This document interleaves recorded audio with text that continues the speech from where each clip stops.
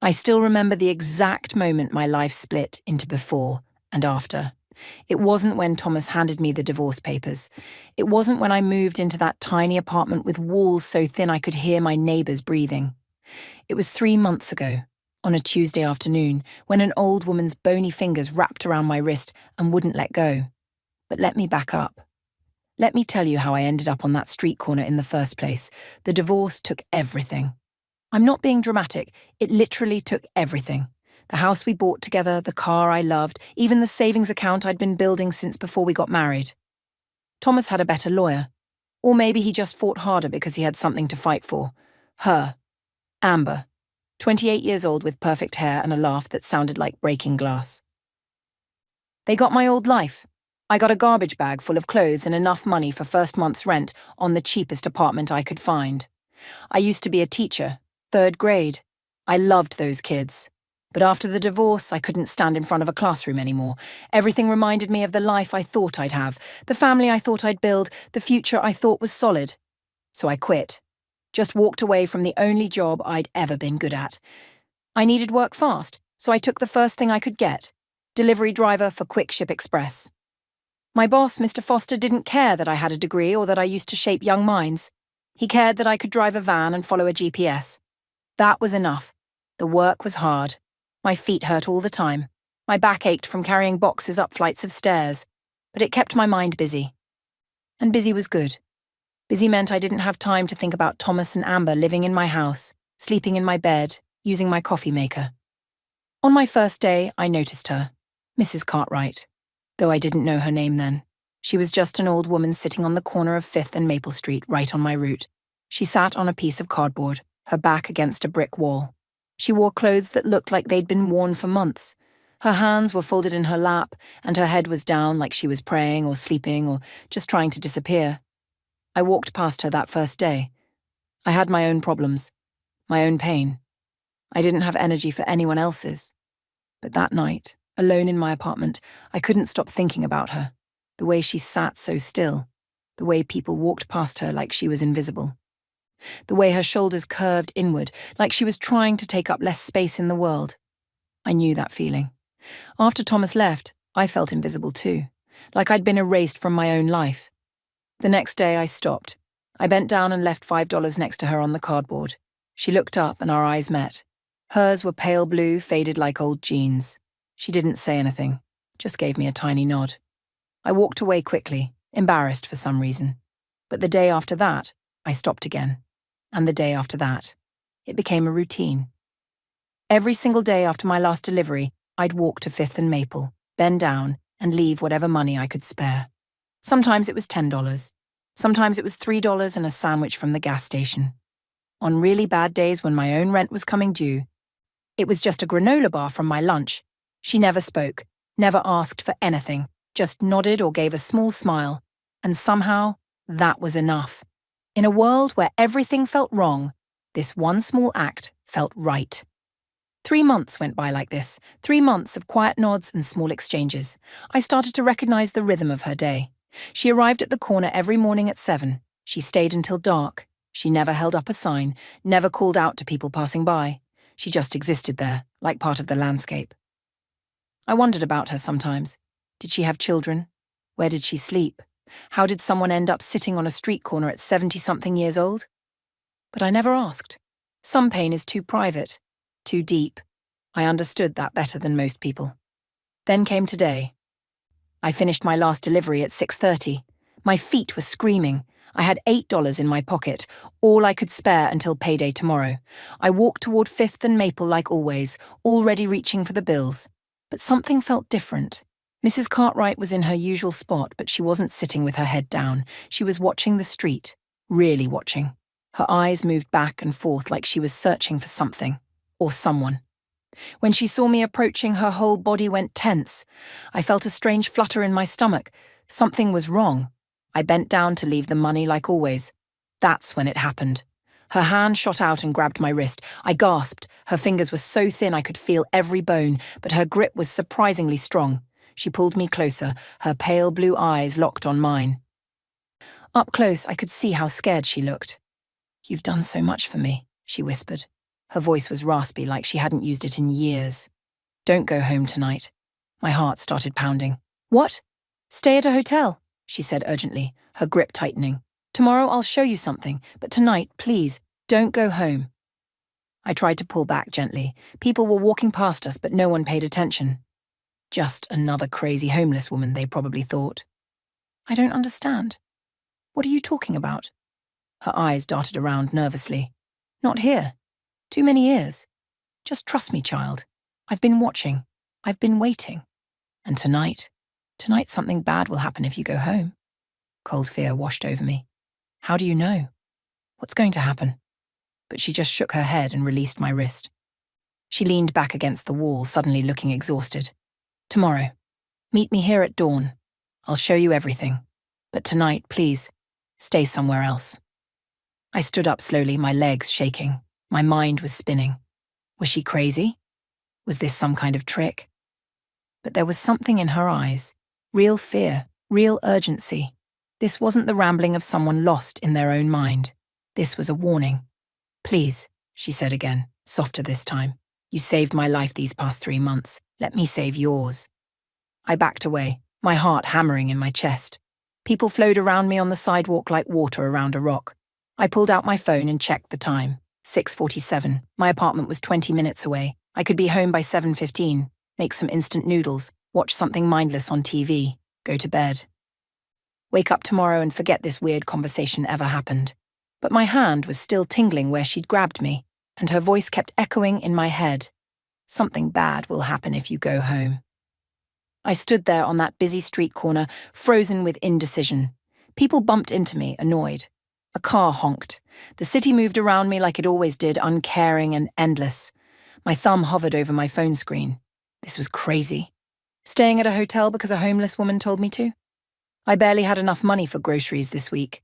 A hotel room, even a cheap one, would destroy my budget. But then I remembered something. 3 months ago, I'd been walking past 5th and Maple, drowning in my own problems when I noticed her.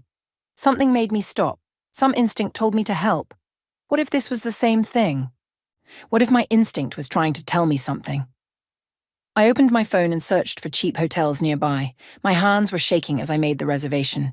The hotel room smelled like cigarettes and cheap cleaning spray.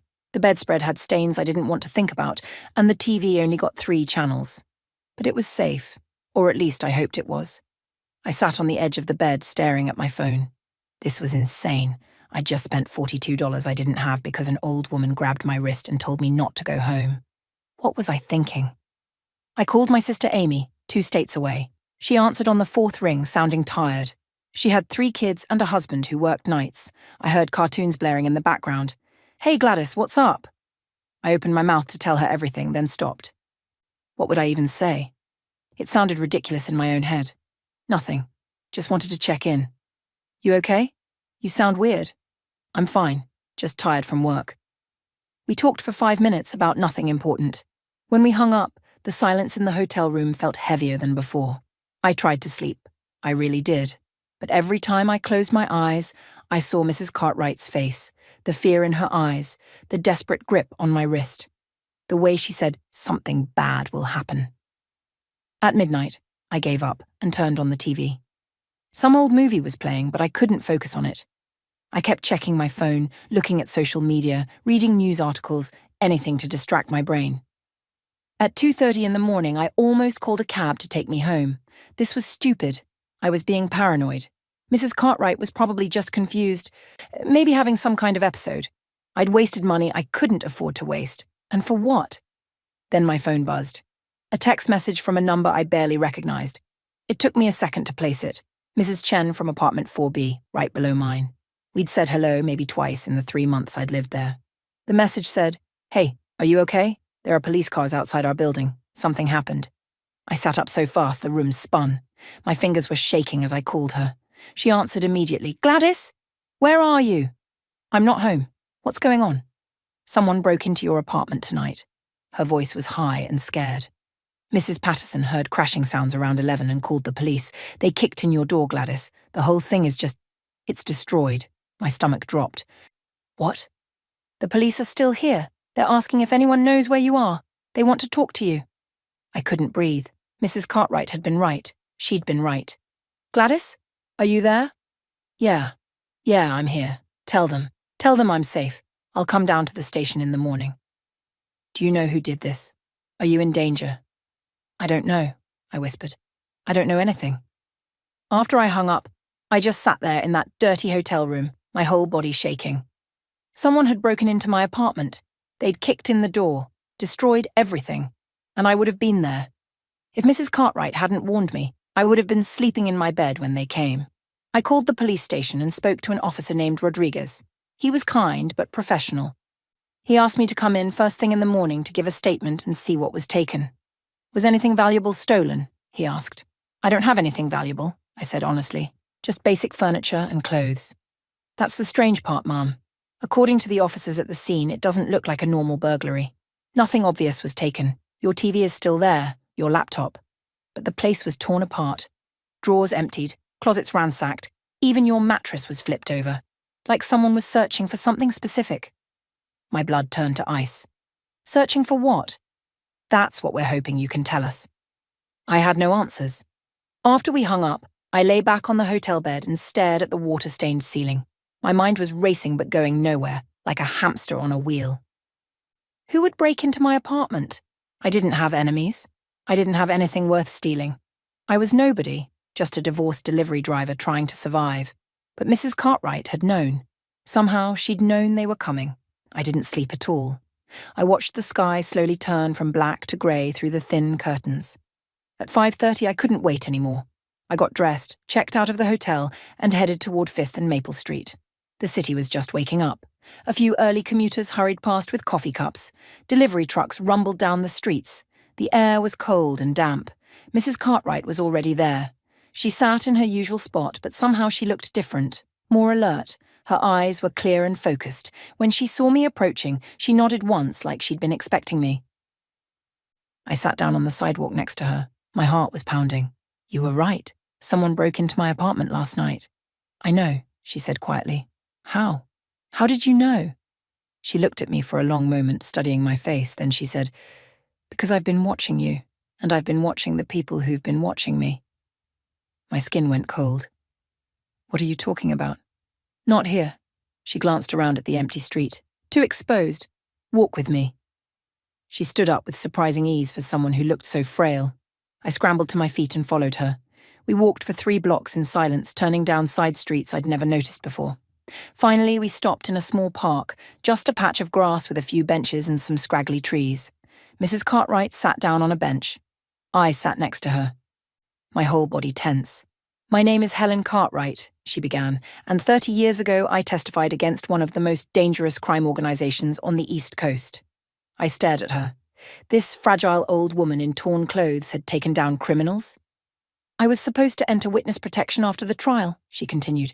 They wanted to give me a new name, a new life, move me somewhere far away. But I refused, because I had something they needed. Evidence. Real evidence that could destroy the entire organization, not just put away a few members. And I couldn't risk that evidence getting lost in some government filing system. So what did you do? I hid it. I hid it somewhere safe and stayed nearby to protect it. I became invisible. I became exactly what you saw. A homeless woman that people walk past without seeing. For 30 years, I've sat on that corner, watching, waiting, making sure no one ever found what I was protecting. My head was spinning. But what does this have to do with me? Why did someone break into my apartment? Helen's expression turned sad. Because 3 months ago, you started leaving me money. Every single day. Same time. Same routine. And someone noticed. Who? The organization I testified against. They never forgot about me. They've been looking for me all these years, trying to find the evidence I hid. They had people watching my old corner just in case I ever came back. Most days, no one stopped to look at me. I was invisible just like I needed to be. She paused, her voice dropping lower. Then you came, every day like clockwork. A young woman who clearly didn't have much money, but who stopped every single day to give me whatever she could spare. That made them curious. They started following you, taking pictures, running background checks. Oh my God, I whispered. They found out you were recently divorced, that your ex-husband is... She hesitated. Your ex-husband has connections to them, Gladys.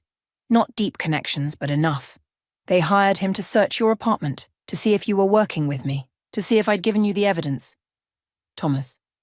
Thomas was involved in this? He gave them the keys, Helen said gently. Last night, 3 men went to your apartment while you were supposed to be sleeping. They were looking for any sign that you knew about me, about the evidence, about any of it. I felt sick, but I didn't know anything. I was just trying to be kind. I know, child. That's exactly why I had to warn you. You're innocent in all this, but they don't know that. And until they're sure you're not a threat, you're in danger. We sat in silence for a moment. A dog walker passed by, not even glancing at us. I wondered how many invisible people there were in the world. How many stories were hidden right in front of everyone's eyes. What happens now? I asked finally. Helen reached over and took my hand. Her skin was papery thin, but her grip was steady. Now, you have a choice. You can walk away. Go to the police, tell them everything I've told you and let them handle it. They'll probably put you in protective custody for a while. You'll be safe. Or, she looked at me with those pale blue eyes, and I saw something in them I hadn't noticed before. Strength, determination, hope. Or you help me finish what I started 30 years ago. I should have walked away. Any normal person would have. But sitting there on that park bench next to Helen Cartwright, listening to her story, something inside me shifted. For 3 months, I'd been a victim. Thomas's victim, the divorce's victim, life's victim. Maybe I was tired of being powerless. What would I have to do, I asked. Helen squeezed my hand once, then let go. First, you need to understand what you're getting into. This isn't some adventure story. These people are dangerous. They've killed before. They'll kill again if they think someone is threatening them. But I'm nobody to them. I don't know anything. Not yet, Helen said. But if you help me, you will. And that makes you dangerous. That makes you a target. A jogger ran past us, earbuds in, completely unaware of the conversation happening 3 feet away. The morning was getting brighter. Soon the park would fill with people walking dogs and drinking coffee and living their normal, safe lives. Tell me everything, I said. From the beginning. Helen nodded slowly. She looked tired suddenly, like just thinking about the past exhausted her. 30 years ago, I wasn't homeless. I worked as an accountant for a shipping company called Riverside Logistics. It seemed like a normal business. Warehouses, trucks, paperwork. I did the books, tracked expenses, filed taxes. Nothing exciting. She paused, watching a pigeon peck at some scattered breadcrumbs. But after about 6 months, I started noticing things. Money that didn't add up. Shipments that went to addresses that didn't exist. Payments to vendors I couldn't find any record of. At first, I thought it was just sloppy bookkeeping. But the more I dug, the more wrong things I found. What was really happening? Riverside Logistics was a front. The company was being used to move drugs, weapons, and money all over the East Coast. They'd pack illegal goods inside legitimate shipments. They'd create fake invoices and fake companies to launder money. And I had access to all of it, every transaction, every shipment, every dirty dollar. Helen's hands were shaking slightly. I realized this was probably the first time she'd told this story in years. I made copies of everything. I didn't know what I was going to do with it, but I knew it was evidence of something bad. Then one night I was working late at the office.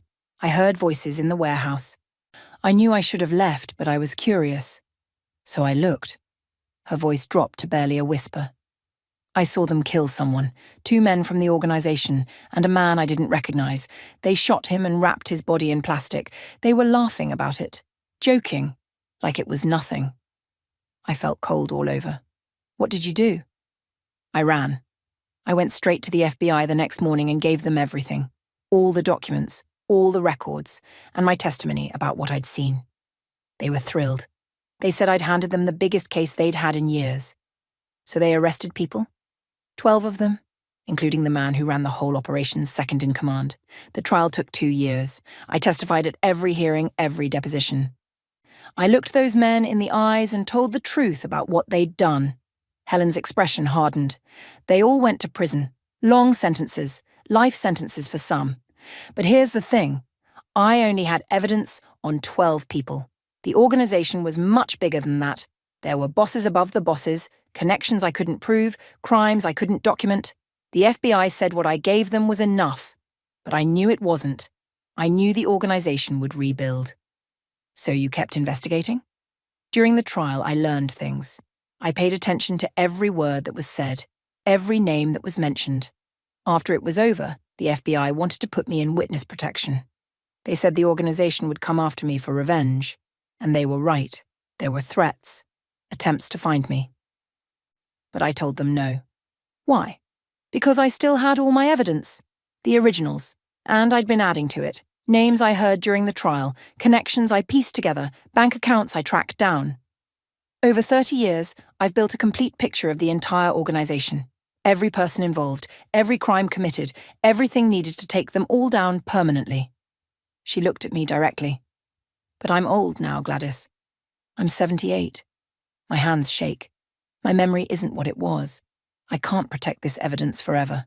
I need to pass it on to someone who can finish what I started. Why not just give it to the FBI now? Helen's laugh was bitter. Because I don't know who to trust anymore. The organization has had 30 years to plant people in law enforcement, in courts, in government offices.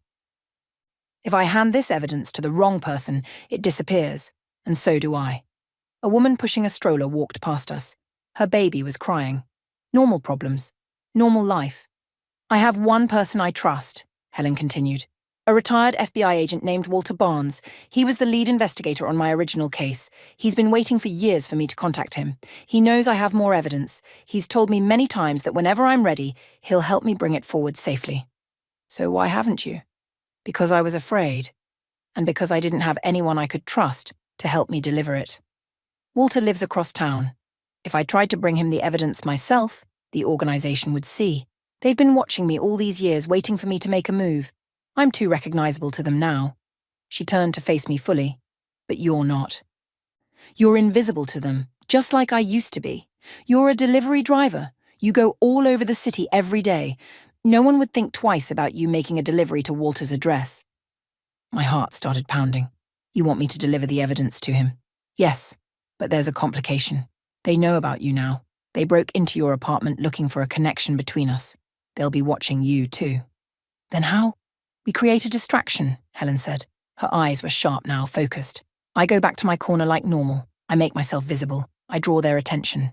Meanwhile, you take the evidence and deliver it to Walter. If they're watching me, they won't be watching you. But they'll hurt you. If they figure out what we're doing, Helen cut me off. I'm 78 years old. I've lived longer than I ever expected to live. If I die protecting this evidence, protecting the truth, that's a good death. Better than dying alone on a street corner with this secret buried forever. I wanted to argue, but I could see the determination in her face. She'd made peace with this risk a long time ago. Where is the evidence? I asked quietly. Somewhere safe. Somewhere they'd never think to look. I'll take you there now. We stood up from the bench. My legs felt weak. I was really doing this. I was really going to help a woman I barely knew take down a dangerous crime organization. 3 months ago, I was a teacher with a normal life. Now I was, what? A courier, a witness, an accomplice. Helen started walking and I followed her. We left the park and headed down streets that got progressively emptier. Businesses here were closed, boarded up. The buildings looked abandoned. Finally, Helen stopped in front of an old church. The windows were covered with plywood. The door had chains across it. A sign said, "Condemned, do not enter."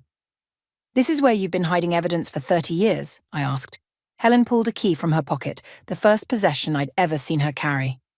Sometimes the best hiding place is somewhere everyone thinks is empty. She unlocked a side door I hadn't even noticed. It creaked open into darkness. "Are you sure about this?" Helen asked me one more time. "Once you see what's inside, once you know where it is, there's no going back. You'll be part of this." I thought about Thomas, about Amber, about sitting in my tiny apartment feeling worthless and invisible. About 3 months of trying to do one kind thing in a cruel world. "I'm sure," I said. And I followed Helen Cartwright into the darkness. The inside of the church smelled like dust and decay.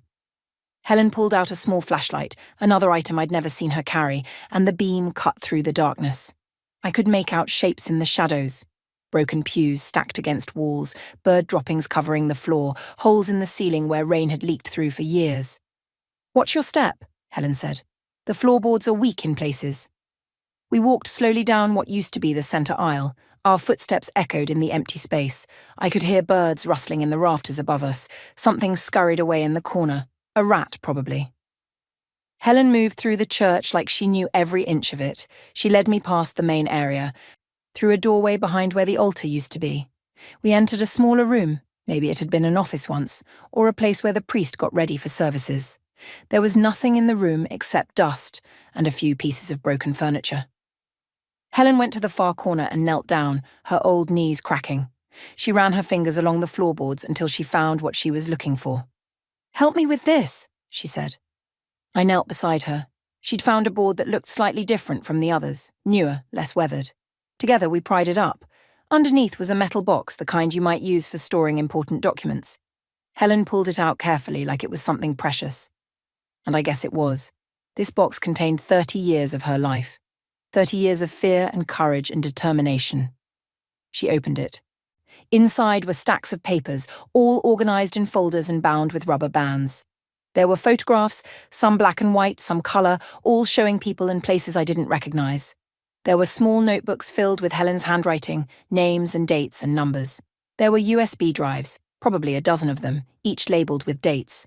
And at the bottom there were old cassette tapes, the kind nobody used anymore. "This is everything," Helen said softly. "Names, dates, bank accounts, shipping records, recordings of conversations, photographs of meetings. I've documented every crime I could find evidence for, every person involved, every dollar laundered, every illegal shipment, every murder." I stared at the contents of the box. It looked so ordinary, just papers and photos and old technology. But it represented lives destroyed, families torn apart, justice delayed for 3 decades. "Why did you keep it here?" I asked. "In an abandoned church?"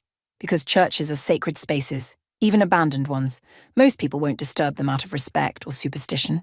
And this particular church, I knew the priest who used to run it. Father Michael. He was a good man.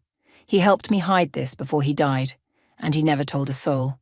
I come here once a week to check on it, to add new information when I learn something. No one has ever disturbed it. Helen began taking things out of the box, showing me what each section contained.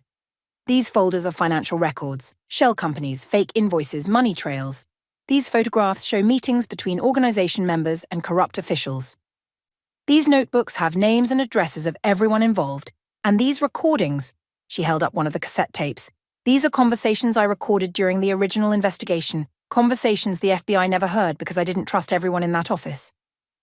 "How do we get all this to Walter Barnes? We can't carry the box. It's too obvious. We'll need to put everything in a normal bag, something you'd carry on a delivery route. A backpack maybe, something that doesn't stand out." I pulled out my phone. "What's his address?" Helen recited it from memory. I looked it up on my map app. Walter Barnes lived in a neighborhood about 40 minutes away by bus. It would take me past several stops, through busy areas and quiet residential streets. "When should I go?" "Today. Now. The longer we wait, the more dangerous this becomes." Helen started carefully repacking the evidence into the metal box. "But first, we need to prepare. We need to make sure you know exactly what to do." We sat on the dusty floor of that abandoned church, and Helen walked me through the plan step by step. I would take the evidence in my work backpack, the one I used every day for deliveries. I would take my normal bus route like I was heading to work. At Walter's address, I would knock on his door and say exactly these words. "Helen sent me. It's time." "Walter will know what that means," Helen said. "He's been waiting for this day for years. He'll take the evidence and know what to do with it." "What about you? What will you do?" "I'll go back to my corner. I'll sit there like I always do. If anyone is watching, and they probably are, they'll see me in my normal spot. They won't have any reason to think something's changed. But what if they come after you?" Helen's smile was sad but peaceful. "Then I'll deal with it. I've had a good life, Gladys. Longer than most. And I've spent 30 years protecting this truth. If it costs me my life to finally see it revealed, I'm okay with that." Tears pricked my eyes. "I don't want anything to happen to you." "I know, child. But some things are bigger than one person. This is bigger than me. It's bigger than you. It's about justice for all the people these criminals hurt. It's about making sure they can't hurt anyone else." She was right. I knew she was right, but it still felt wrong to put her in danger. We spent the next hour going over every detail. Helen gave me Walter's phone number just in case. She made me repeat the plan 3 times until I could recite it perfectly. She showed me which documents were most important, which USB drives had the most damaging evidence. Finally, she packed everything into my backpack. It was surprisingly heavy, not just the physical weight, but the weight of what it represented. "One more thing," Helen said. She pulled a small envelope from the bottom of the metal box. "If something happens to me, give this to Walter too. It's a letter explaining everything. Where the evidence came from, how I collected it, why it's reliable. It'll help him present it properly." I took the envelope and put it in the front pocket of my backpack. We left the church together, Helen locking the side door behind us. Outside, the morning had turned into afternoon. The sun was high and bright. People were out now, walking, driving, living their lives. Normal people with normal problems. We walked back toward 5th and Maple in silence. My backpack felt like it weighed 100 pounds. I kept expecting someone to stop us, to ask what we were carrying, to somehow know what we were planning. But no one paid attention. We were invisible, just like Helen had been for 30 years. At the corner of 5th and Maple, Helen stopped. She turned to face me, and I saw something in her expression I hadn't seen before. Hope. "Thank you," she said quietly, "for seeing me when everyone else looked away, for caring when you had every reason not to. You saved my life by being kind. Now I'm asking you to save a lot of other lives by being brave." I hugged her carefully, afraid she might break. She hugged me back, her thin arms surprisingly strong. "Be careful," she whispered. "Trust your instincts. If something feels wrong, don't ignore it." "I will." "And Gladys, when this is over, when it's safe, let's have dinner. Real dinner at a real restaurant. My treat." I smiled through my tears. "I'd like that." Helen sat down in her usual spot, settling onto her cardboard like she did every day. To anyone watching, it would look completely normal. Just another day on the corner. I adjusted my backpack and started walking toward the bus stop. I forced myself not to look back. I focused on putting one foot in front of the other, on breathing normally, on looking like just another person going about their day. I was 3 blocks away when I felt it, that prickle on the back of your neck when someone is watching you. I glanced around casually, was trying not to be obvious. That's when I saw the dark car. It was parked across the street, engine running, tinted windows, no one getting in or out, just sitting there. My heart started racing. Was it them? Was I being followed? I turned the corner, walking faster. The bus stop was 2 blocks ahead. I could see the bench, the sign, a few people waiting. Safety in numbers. I just had to get there. Behind me, I heard a car door open. I started to run. My feet pounded against the sidewalk. The backpack bounced against my spine with every step, heavy with 30 years of secrets. Behind me, I heard footsteps, more than one person moving fast. I didn't look back. Looking back would slow me down. The bus stop was 1 block away. I could see people there, normal people waiting for the afternoon bus. If I could just reach them, if I could just get into a crowd. "Gladys!" The voice stopped me cold. I knew that voice. I turned around, gasping for air. Thomas stood 20 feet away. He looked terrible, pale, unshaven, wearing the same clothes he'd probably worn yesterday. Behind him were 2 men I'd never seen before. They wore dark suits and blank expressions, the kind of men who do bad things for money. "Gladys, please," Thomas said, his voice cracked. "Just stop. Just talk to us." "Stay away from me." My voice shook, but I kept my feet planted. People at the bus stop were starting to notice us. A woman pulled out her phone. One of the men stepped forward. He had cold eyes and a scar across his left cheek. "We need what's in that bag." "I don't know what you're talking about." "Yes, you do." The man's voice was flat, emotionless. "The old woman gave you something. We need it back." Thomas moved closer. "Gladys, I'm sorry. I'm so sorry about everything. About the divorce, about Amber, about the apartment. I never wanted any of this. But these people, they'll hurt you if you don't give them what they want. They'll hurt me too. Please." I looked at my ex-husband, this man I'd loved for 7 years, and felt nothing but disgust. "You gave them the keys to my apartment. You helped them break in while I was supposed to be sleeping." "I didn't know they'd do it like that. They told me they just needed to look around. They said they'd be quiet, that you'd never even know." "You're pathetic," I said. The scarred man's hand moved to his jacket. I saw the shape of something there. A gun, probably. My blood turned to ice. "The bag," he said again. "Now." The woman at the bus stop was definitely filming us now. Other people were watching too. The scarred man noticed and his jaw tightened. He couldn't do anything violent here, not with witnesses, not with cameras. That gave me an idea. "Help!" I screamed as loud as I could. Someone help me! These men are trying to rob me! People jumped. The woman with the phone moved closer, getting a better angle. A man at the bus stop pulled out his phone too. Within seconds, 3 people were recording. The scarred man cursed under his breath.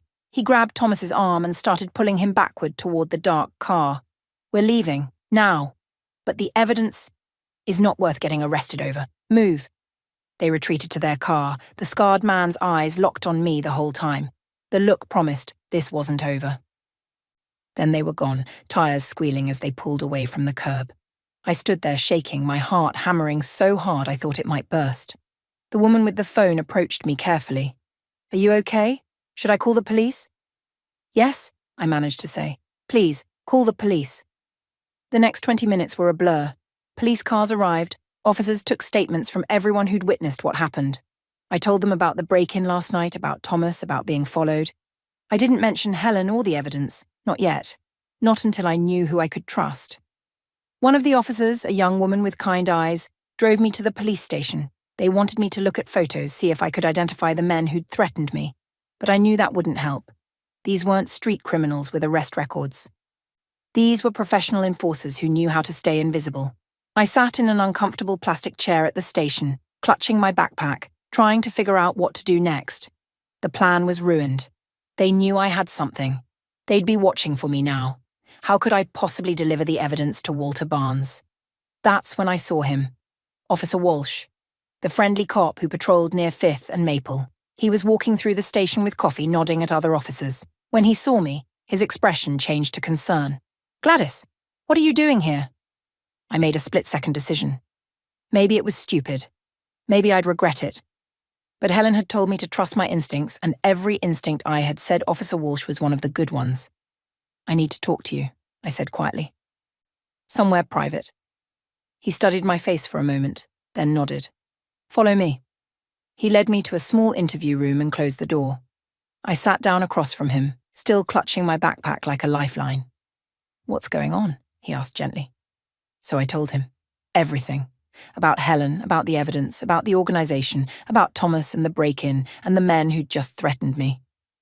I talked for 15 minutes straight while Officer Walsh listened without interrupting. When I finished, he leaned back in his chair and let out a long breath. That's quite a story. It's true. All of it. And I have proof. I pulled out one of the folders from my backpack. Look! Officer Walsh opened the folder and started reading. His eyes widened. He flipped through pages, his expression growing more serious with each one. Finally, he closed the folder and looked at me. This is real. Yes. And you were supposed to deliver this to Walter Barnes? You know him? Everyone in law enforcement knows Walter Barnes. He's a legend. If he says he'll handle this properly, he will.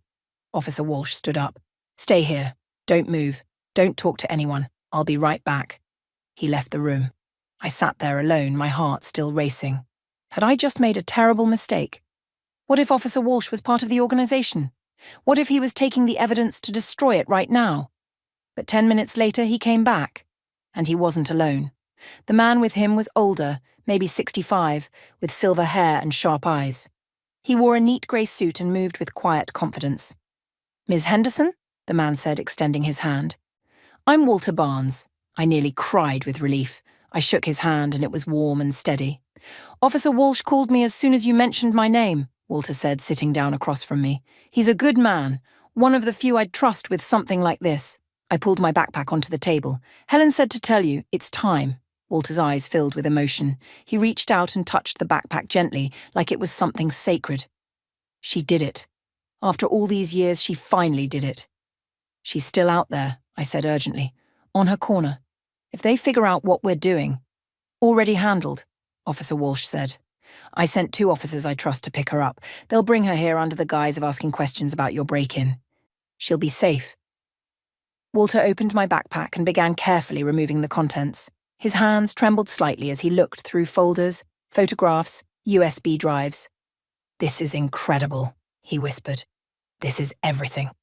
Everything we needed 30 years ago and never got. What happens now? I asked. Walter looked up at me, and I saw determination in his face. Now? Now we burn it all down. Over the next 3 hours, Walter Barnes made phone calls. Not just to anyone, to people he'd worked with for decades, people he trusted with his life.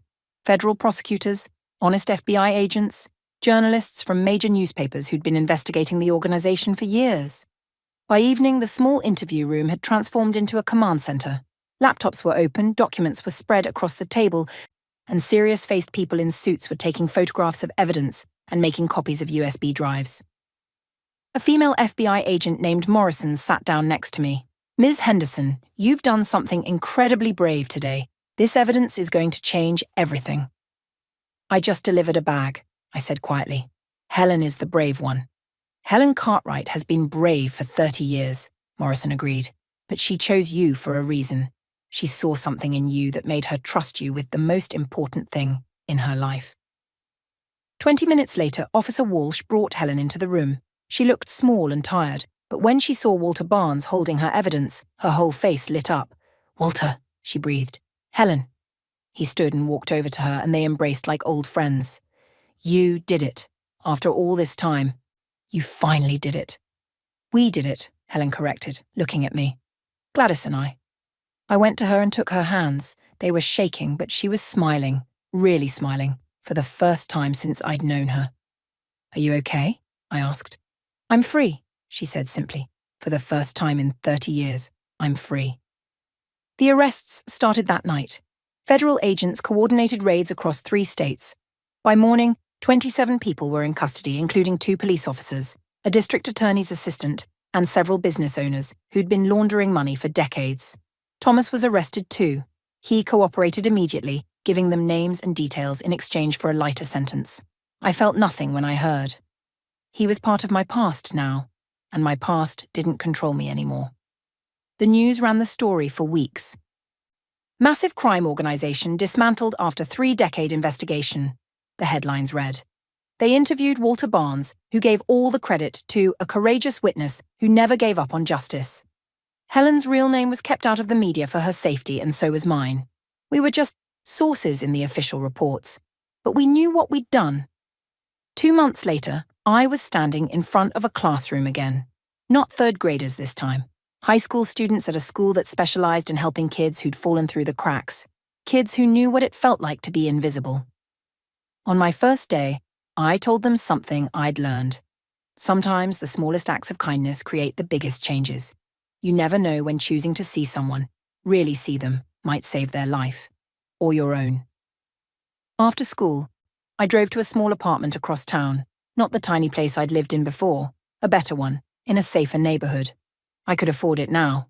The reward money for helping dismantle the organization wasn't a fortune, but it was enough to start over properly. Helen answered the door wearing clean clothes and a genuine smile. Her apartment was simple but comfortable. She'd gained weight. Healthy weight. Her hands still shook a little, but her eyes were bright and clear. "Right on time," she said, pulling me into a hug. "Dinner's almost ready." We sat at her small kitchen table, eating pot roast and vegetables. We talked about everything and nothing, my new job, her physical therapy appointments, a book she was reading, a movie I'd seen. We didn't talk about Thomas or the organization or that terrifying day when everything changed. We'd told that story enough times to lawyers and agents. Now we were just 2 friends having dinner. After we ate, we did the dishes together. Helen washed, I dried. The simple routine felt comfortable, normal, right. "I'm thinking about getting a cat," Helen said suddenly. "I've always wanted one, but I could never take care of one when I was... before." "You should," I said. "Everyone needs someone to take care of." She looked at me with those pale blue eyes. "You took care of me when I needed it most. I'll never forget that." "You saved my life," I reminded her. "We saved each other," Helen corrected. As I was leaving that evening, Helen stopped me at the door. "Gladys, do you ever wonder what would have happened if you'd just walked past me that first day? If you'd ignored me like everyone else?" I thought about it. "Every day," I admitted. "Everything would be different." "Would you change it? If you could go back?" I looked at this woman who'd become so important to me, this brave, determined, kind woman who'd spent 30 years protecting the truth. "Not for anything," I said. Helen nodded, satisfied. Good, because I wouldn't either. I drove home as the sun was setting, painting the sky orange and pink. I thought about how much had changed in just a few months, how I'd gone from feeling worthless and invisible to feeling strong and purposeful. How one simple decision, to stop and help someone, had led to all of this. My phone buzzed. A text from Helen. "Thank you for dinner. Same time next week?" I smiled and texted back. "Wouldn't miss it."